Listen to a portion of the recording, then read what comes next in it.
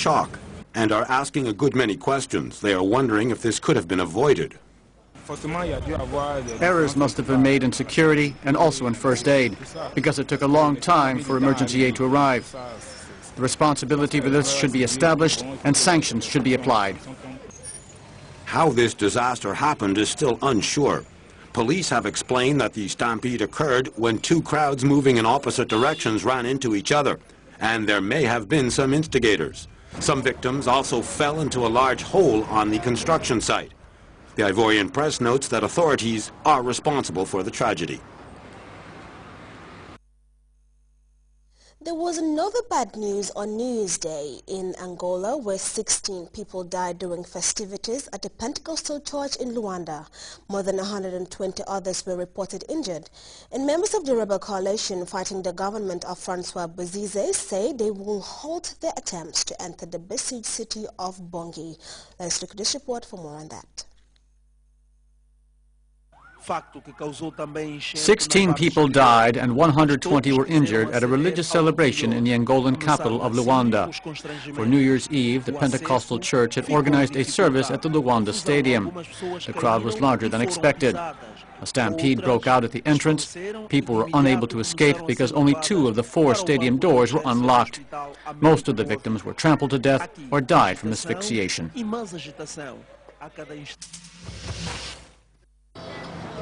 Rebels in the Central African Republic have halted their advance on the capital Bangui. Seleka, an alliance of several rebel groups, while calling for the resignation of President Bozize, say they are willing to sit down to talks with mediators in Gabon, a call echoed by the country's main opposition leader.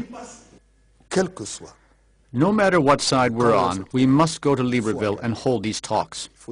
In any case, that's what I hope for my country, and the earlier, the better. Somalia has taken a technological leap forward. Encouraged by greater security in the country, Somalia's telecommunications provider has decided to offer third-generation mobile technology. 3G subscribers will now have access to broadband internet on their mobile telephones and to wireless services. A first for the country. Well, from that we take our second break. We'll be right back.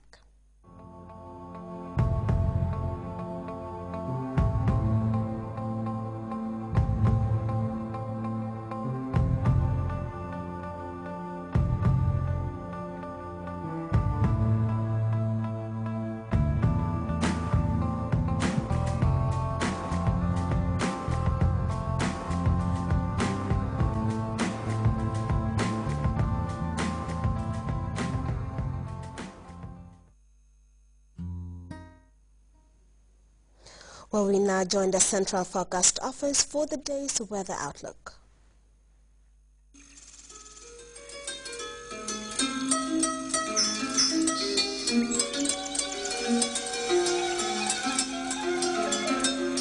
The source assures us of a continuous flow, and from there, everything follows. And for those of us who know what the River Gambia stands for, understanding its sustainability in all aspects of life is easily confirmed. The River Gambia provides nutritious delicacies as food, while it provides its wildlife a balanced ecosystem. This river, as a sanctuary, is committed to its inhabitants' needs without ceasing. And as you travel along, all these values are replicated in one company, Elton, just like the River Gambia, leads in its commitment to values that matter most. Elton, championing the vision for a new generation.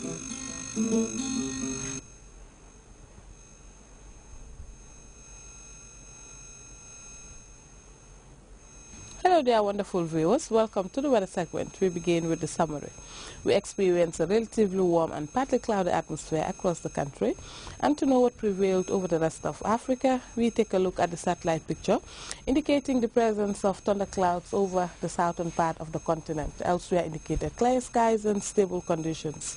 For the forecast tonight, we'll be expecting a relatively cool, dry and partly cloudy atmosphere to prevail over the entire country onwards morning, whilst the day tomorrow, we'll be expecting a dry, warm and partly cloudy atmosphere to prevail during the period.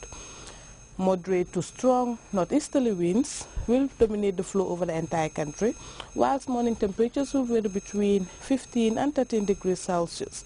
Afternoon temperatures will vary between 31 and 34 degrees Celsius. And for those going to sea, we'll be expecting a low tide of 0.39 meters at 7:33 a.m. and also 0.46 meters at 7:36 p.m.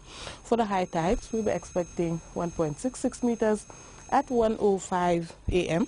and also 1.41 meters at 1:31 p.m.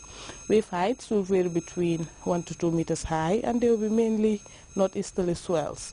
The sun will rise at 7:28 and will set at 18:48. Thanks for watching, and do have a wonderful evening.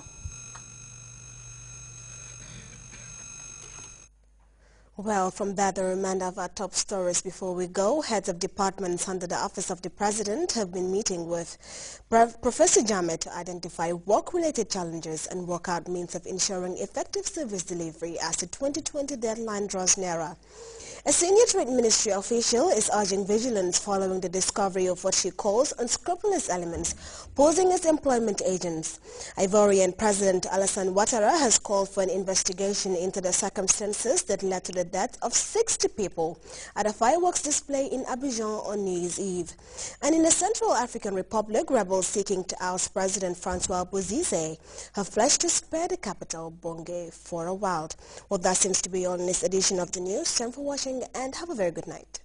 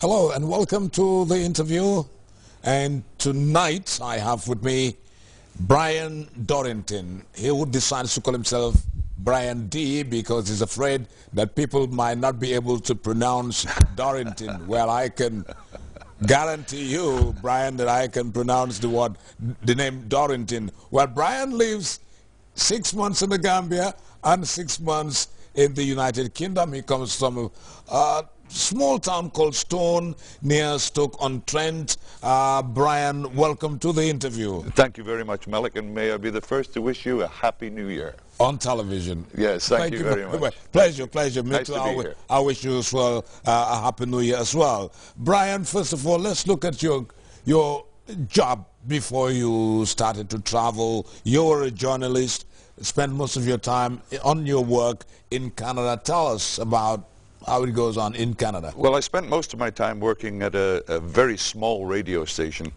in a little town called Burns Lake in northern British Columbia.